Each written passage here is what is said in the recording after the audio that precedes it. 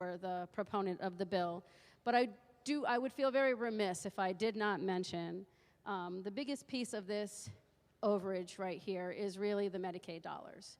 And I believe it was just over a year ago that I stood here, actually same desk because I made Joe move, same desk, and basically said, we're going to have a problem with this. We need to address this in the biennium, and we didn't do that. We did not open the budget, we did not make the adjustments, and at that time, if we had adjusted, I believe it was about $108 million that we were over in Medicaid at the time.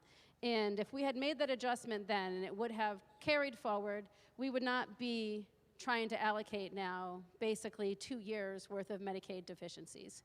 And we would not be in the position that we're in because the actual $275 million lapse would have covered what was left of the deficiency, and it would have been just a regular, normal working year for us, especially when it came to the deficiency.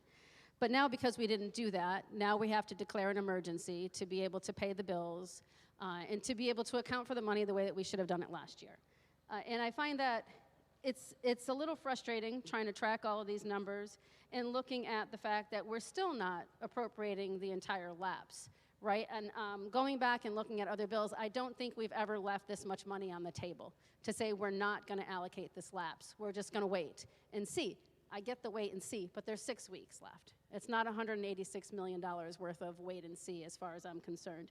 And I'm just afraid that this is somehow going to turn into a ploy to move forward, money into the next budget, to handle the spending and everything that's going on right now, when I just wish it was just up front and forward and on the face of things. What are we doing with this? Why are we not allocating the full $275 million as we have available?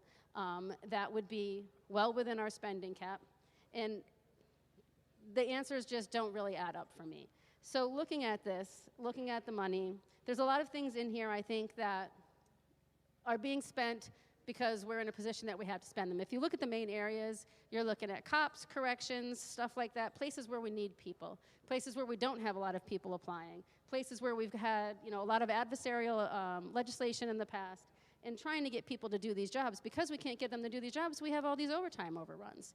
And now with the overtime overruns, they're exceeding even what we had in there for regular staff.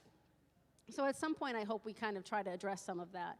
And looking at this bill, I find it frustrating that we are not, we have a declaration from the governor saying that he is declaring an emergency to be able to pay the Medicaid dollars. And we're not addressing it here. We're not addressing it in the deficit mitigation plan. It's not talked about, it's not being addressed. So it's frustrating because it seems like we're gonna try to piecemeal this and everybody's gonna have to, it's kind of like that game when you go to New York, where's the quarter? And you've got the 3 cups spinning around and where's the quarter? And I'm just trying to keep my eye on the quarter. And I'm finding it a little hard with the way that we're doing things today. And I'm finding it a little frustrating that we're still not addressing the majority of the lapse, the majority of the deficiency that we have here. I'm trying to keep my eye on the quarter, ma'am, and it's just getting harder and harder. So I think that's all that I have for now. Thank you very much. Thank you very much, Representative. Representative